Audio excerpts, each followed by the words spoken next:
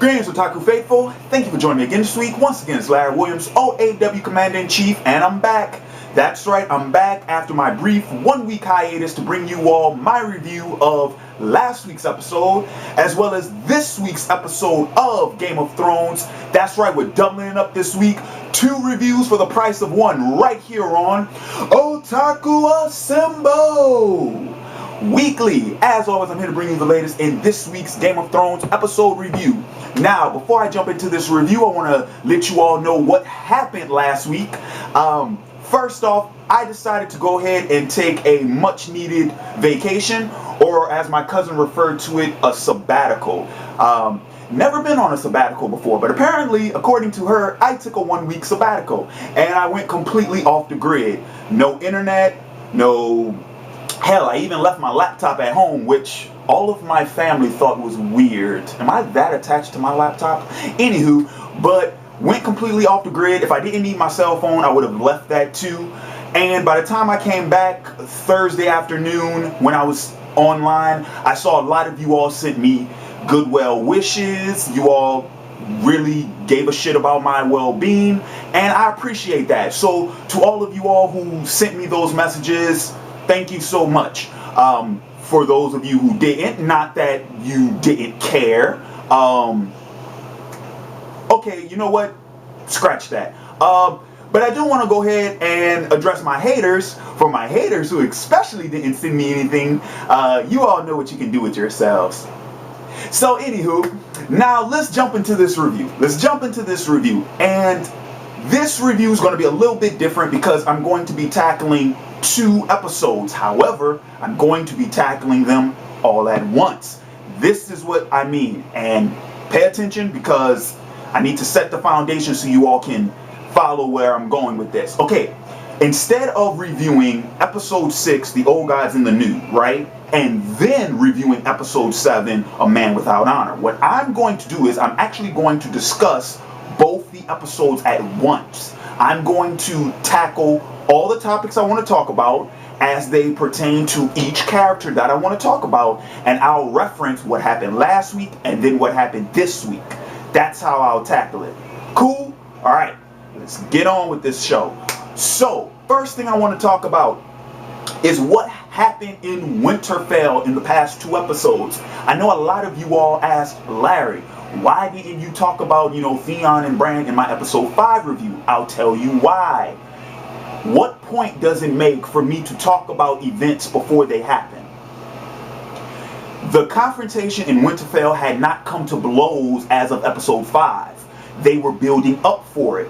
Why would I spend time talking about the build-up? No, I want to wait until it actually happens. It happened in last week's episode when Theon made it to Winterfell and he actually took the place over. Now, first off, I do not know if Balon knows that Theon took Winterfell, because if memory serves me correctly, Theon wasn't supposed to do that. Theon was supposed to go and attack a couple of towns not too far off the shore. And instead, Theon made his way all the way inland to Winterfell. Like I said, I don't know if Balon knows about that. Hell, I don't even know if he knows about that now as of the end of episode 7. I would assume so. But I was very surprised by that. I didn't think Theon could do it, to be honest with you all. I didn't think he had enough manpower to pull that off. Because we know his sister commands a bigger fleet than he does. So, I mean, I didn't think he could actually pull it off. But he did, surprisingly. One thing I do want to comment, though, is I did feel a bit disappointed that we didn't actually see how Theon made his way inland. It's like he leaves in one episode and then he takes over Winterfell in the next. And it's like, well, where the hell is the journey? Like, what were the other towns that you attacked? And we never got to see any of that. So I was kind of disappointed by that. But the show has the tendency of not showing us any physical conflict on a large scale. If it ain't an individual fight or a small group of fights, we don't see it. So, anywho, so the whole thing about Theon taking over Winterfell, I mean, that just reinforces what I've been saying about him since my episode 1 review, that I no longer trusted Theon, that his loyalties have been tested, and he's siding with the Greyjoys. I mean, this is just everything I said coming to fruition. So, like I said, I was surprised how quickly it happened, and I was surprised he was able to do it with such small numbers, but I expected this to happen. I didn't expect him to kill Sir Roderick, though. Didn't expect that, and I do have to make this comment. You all will notice that when Theon beheaded Sir Roderick, it took 5 swings and a foot kick. So that makes Theon out to be a quarter of a real man. No, 20% of a real man. My math was messed up. You see, Ned Stark, he beheaded a man in 1 swing, 1 swipe. That's all it took. Theon, 5 and a foot kick. But also, one thing I do want to talk about with Theon, especially and what we saw in episode 7, is this. Theon is a coward. He has too much to prove. I have a feeling that it is that flaw in his character that will bring about his inevitable downfall. Because I have a feeling that Theon will become a victim of his own flaws. I mean, you reap what you sow. Theon will get what's coming to him in the end, and I think it's that thing about him that's going to do it. Now I want to talk about the Stark children, because they were directly affected by Theon's takeover. Now, in episode 6, we have the Stark children, you know, Bran and Rickon. They're pretty much being held captive in Winterfell. Bran was forced to surrender Winterfell over to Theon, and then of course Theon's, you know, running the place like he owns it, like he owns the joint. And then at the end of episode 6, they escaped, which for the most part was the best idea. I mean, they don't have, first off, they're both children. Bran and Rickon are both children. So that's number 1. Number 2, because of that, they don't have it within their own ability to try and overthrow Theon. They don't have the man force to try and take Winterfell back. So the best thing they could do is retreat to fight another day. That made sense. But then we get to the end of episode 7. Oh, no, I'm jumping too far ahead. Bran, Rickon, Hodor, and the wildling woman whose name I still cannot remember. We see them retreating, and of course Theon's on the hunt. And then they decide to take refuge at this farm. But when Theon shows up at the farm, they're nowhere to be found, right? So then at the end of the episode, Theon goes back to Winterfell, and he has these 2 charred children bodies. Now, he never says that they're Bran and Rickon, but he pretty much, damn, I'm at a loss for words right now. This is what happens when you've been up all day. He pretty much implies that it's them, right? And everyone assumes that it's them. Now, of course, I have my doubts. Why? Because I do not think, or rather, I did not think that Bran would be able, that Theon would be able to find him. I figured that Bran is smarter than Theon. He is. Bran at 10 is smarter than Theon as a grown-ass man. So I didn't think that they would be able to be found. But I had to go ahead and call up a buddy of mine who confirmed that it was them. So now I'm like, holy shit, I didn't think that was possible. Because like I said, when the show went off, I'm like, nah, no, there's no way that could be them. I'm thinking Theon went ahead, killed 2 of the farm children, burned the bodies so no one could identify them, and then took his ass back to Winterfell, proclaiming that that's Bran and Rickon to try and instill fear into the people of Winterfell, when that's not the case. Why? Because Theon is a coward. He has something to prove. It would make sense for Theon to stage something like that. But I called up my buddy and he said, no, that was them. So I'm like, what the fuck? Especially since we didn't see how it happened. We're not seeing how these things are happening. So that in itself kind of pissed me off. However, for this rare event, for this rare occasion, I'm actually going to do something that I've never done before in any of my Game of Thrones reviews. I am actually going to discuss spoiler material. Because I talked to my homeboy and like he told me that it was them, but I asked him a question and he answered my question. It was a yes or no question. He answered it, and so I'm going to discuss that question. However, this is what I'm going to do. Hang on a minute. Okay? Alright, this is how we're going to do this. This is my house Stark pendant, right? Okay. As long as this is on screen, I will be discussing the spoiler. So for those of you all who don't want spoilers, just skip to the video until you see me no longer holding this. And then you'll be spoiler free, okay? Spoiler begins now.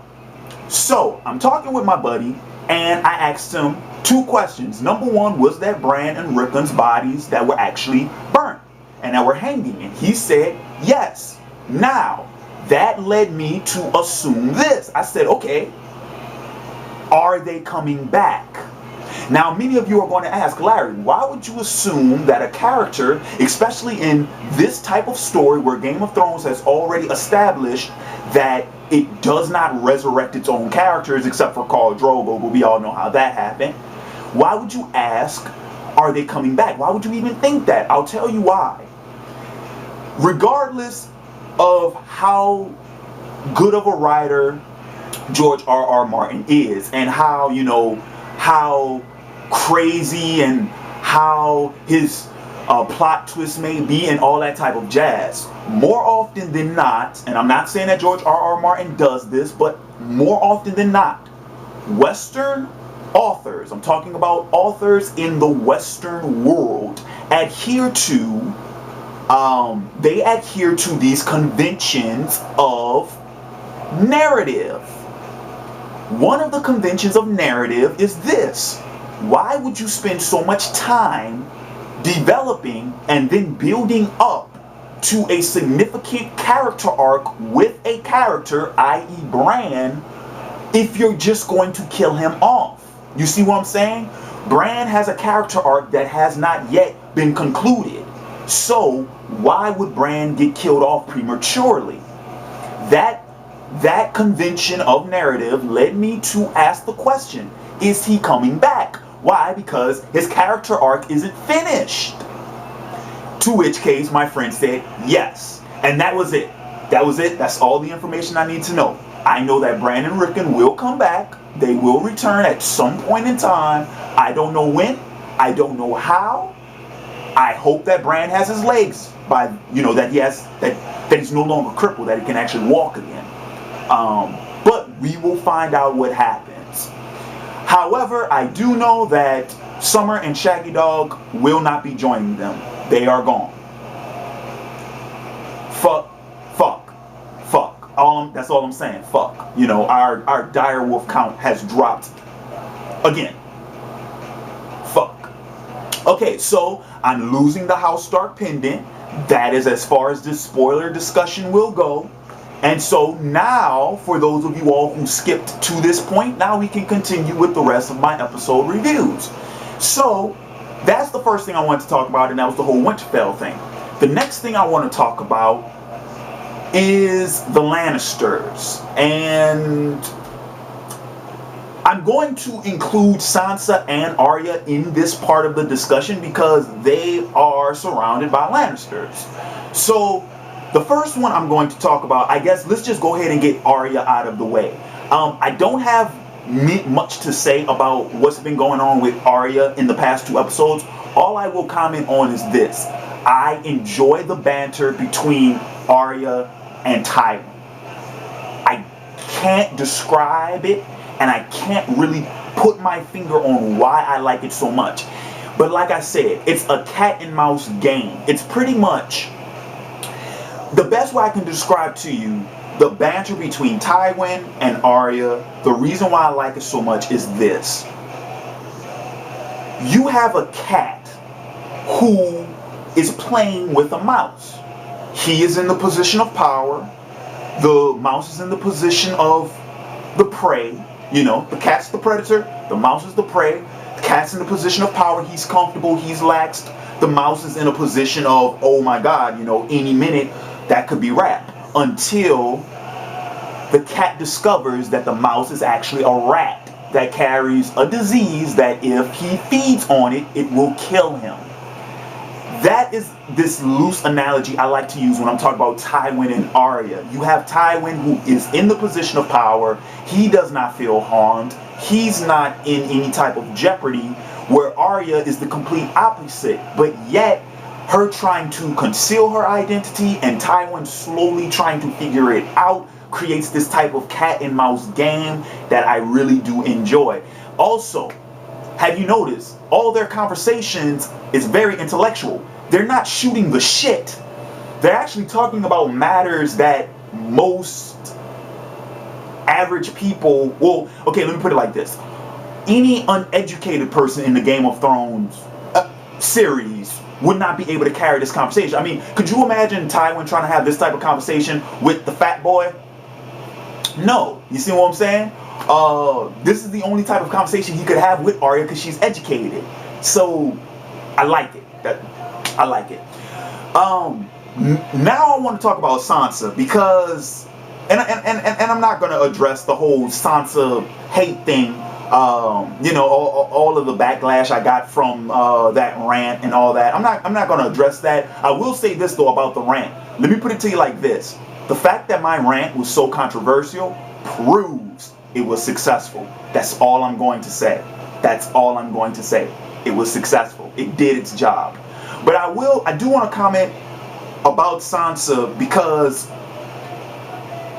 a lot's changed in the past 2 episodes, and now I think we're finally getting to what I wanted to see with Sansa. And let me describe to you what I'm talking about. My biggest complaint with Sansa was the fact that I could not feel sympathetic towards her character, A, because I didn't like her as a character, but B, because her character hasn't had anything to do yet. Now, in the past 2 episodes, that's kind of changed. Because now, I think Sansa is in danger. You know, Sansa being under house arrest with the royal family, that did not scream danger to me. Now, she is in danger. Last week's episode, she damn near got gang raped. Okay, so that was danger enough in itself, right? But in this week's episode, she finally bled. And now that she's bled means she can have Joffrey's child. Now she's in danger. Let me describe to you what I mean. Ask yourself this question. If Sansa gives Joffrey an heir, just one, if Sansa successfully gives Joffrey an heir, what's to stop Joffrey from having Sansa killed then? Think about it. Now, granted, I think Joffrey pretty much has just, I don't know, tolerated Sansa up to this point. But remember, Sansa is supposed to give Joffrey an heir. Without an heir, his line will end after him. There will be no one to succeed him. So now that Sansa can actually give him an heir, what's to stop Joffrey from killing her once she gives birth to the heir? Do you see what I'm saying? Now she's in danger. Now her plight is, oh shit. You see what I'm saying? This is what I've been talking about. This was not here for the whole rest of the fucking series before this. This was not here. This is the danger I've been talking about that fucking Sansa needed. This is what I've been talking about. Finally, we get to see it. Do I still hate Sansa? Of course I still hate her. But now, at least she's doing something. Do you people understand what I'm getting at? Jesus. I don't like characters who just sit there like this. Do something. Shit. You're Now, let's talk about the Lannisters. And I'm realizing I'm reaching my time limit, so let's talk about the Lannisters. In last week's episode, shit hit the fan when a small little riot kind of broke out on the streets of King's Landing. And of course, the royal family was, they were protected and everything like that, but I think what I'm getting at is this. I like that scene because it was the appropriate follow-up to what we had seen in the episode prior. Remember in episode 5, I think it was either episode 4 or 5, when Tyrion was walking on the streets and he heard the people talking about the royal family, that they didn't like them, right? So you take that instant and now we have an actual street riot where the royal family were in danger. You see what I'm saying? It's escalated. It's slowly escalating. It's only a matter of time before it breaks out into an all-out, full citywide riot. That would be the next reasonable escalation. You see what I'm saying? So I like that had happened. Also, we saw, Myrcella was shipped off, I think, that was yesterday's episode. Not yesterday's, last week's episode. So what I'm hoping for is this. She's being sent off to pretty much, she's being shipped off because now she's expected to wed a member of House Martell. So now I'm hoping that House Martell will enter the fold pretty soon. So hopefully they show up. But there was something else I wanted to mention, and I think, I just want to comment on the scene between Tyrion and Cersei in episode 7, in this week's episode. I liked it. I thought it was, how to put this, that scene kind of had the same effect on me that the Cersei Robert scene in season 1 had, where it's like that calm before the storm, if you understand what I'm saying. And it was one of the rare instances where we actually saw some type of peace. And I would also say maybe the closest thing to a touching moment that we're ever going to see between Cersei and Tyrion. I don't think we're going to see anything closer than that. So I really dug that episode, that scene in episode 7. Now I'm going to wrap up my Lannister discussion talking about Jaime, because Jaime killed his cousin in episode 7, and I don't know what Jaime's thinking. He thought that would, be a plausible means through which he could escape. That would be a plausible plan. But it didn't work out. And I'm trying to think, it's like, Jaime, did you know that it wouldn't work out? Or did you honestly believe you'd be able to escape? Sometimes I don't think Jaime thinks these things through. He fucking shoved Bran out of a window. He fucking sent an assassin after him. I don't think Jaime thinks before he acts. Or rather, he don't think as far as he should.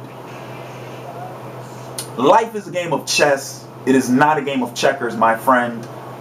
Jaime, please, just start using your fucking head, dude. I know you had a problem with dyslexia in your youth, but dyslexia in your youth. But please, Jaime, start using your head, man.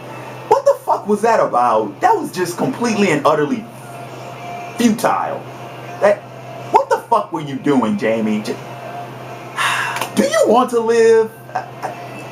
Just tell me. Do you want to live? From one man to another, Jaime. What is on your mind? Because that plan was stupid, and it could have gotten you killed.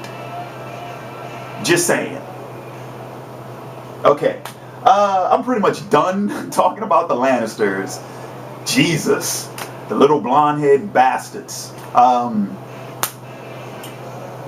quick note before I'm gonna wrap this whole thing up talking about Daenerys, but I do want to make a quick note about Jon Snow. What Jon's been going through with that chick whose name I can't remember. I think is it Igraine, or I think that might be her name. I think I read that somewhere. Fucking hilarious. I mean, especially in episode 7. The shit was hilarious. That's my 25-minute marker, I think. Yes. The shit was hilarious. Fucking hilarious. And now, of course, Jon, messing around with the chick, finds himself knee-deep in enemy territory. And I'm hoping next week's episode is his first face-to-face with Mance Rayder. We finally get to see Mance Rayder. I've been waiting since episode 1 when they showed that small little clip of him. Yeah, so finally we get that meeting. Finally. I'll talk about that more when it happens, hopefully next week. And I'm going to go ahead and wrap this up. I don't know how much time I have left, but I'm going to go ahead and wrap this up with my thoughts on Daenerys. I will say this. I'll comment on this.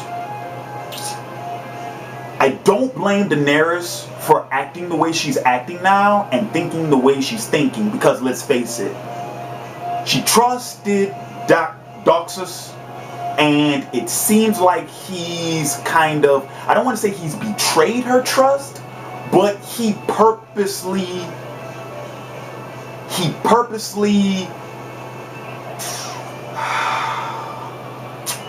abused it. I'll put it like that. He hasn't betrayed her trust, technically, but he has purposely abused it. When her dragons went missing in episode 6, I was like, oh, shocker, right? Because I kind of saw that shit happening, and Jorah warned her about it. But when we found out that Doxus was actually responsible for that, because him teaming up with Homeboy, with another member of the 13, in order to take control of Karth, using that, because I know what Doxus tried to do. He tried to take her dragons to forcibly push Daenerys more into his favor, but it didn't work. And now that we've seen his hand, it's like, that's fucked up, son. That's fucked up. That's fucked up. That's all I'm gonna say. Like, Doxus doing that, it's fucked up. And I don't know what his motivations are. I don't know what, I mean, we know what he wants, because he told Daenerys what he wanted, but why? What's going on up here? I don't know. We need exposition, goddammit. That's what this show's missing, man. We need fucking exposition. We need to know why these things are happening. Because I don't know what Doxus is doing. I don't know what he's thinking. So I'll go ahead and let you all know now. If this camera cuts off, that'll pretty much be the end of my review. But I want to go ahead and I'm just going to keep rambling on until the clock stops, right? So, but I mean, I pretty much said what I had to say about Doxus. And I've been said what I said about Jorah. I mean, nothing's changed with me and Jorah. I mean, Jorah, I still feel iffy about Jorah. I've been said that. And I just said what I said. Technically, I'm done. I said everything I wanted to say. I addressed everything I wanted to address. Gave my thoughts on everything that I wanted to give my thoughts on. Yeah, I'm done. I'm pretty much done. Yeah, that's pretty much it. Okay, cool. Then damn, we did it inside the time. Cool. All right, so that's going to do it for me this week. Thank you all for joining me again this week. And this has been Larry Williams, OAW Commander-in-Chief. I'm signing off, and until next time, peace.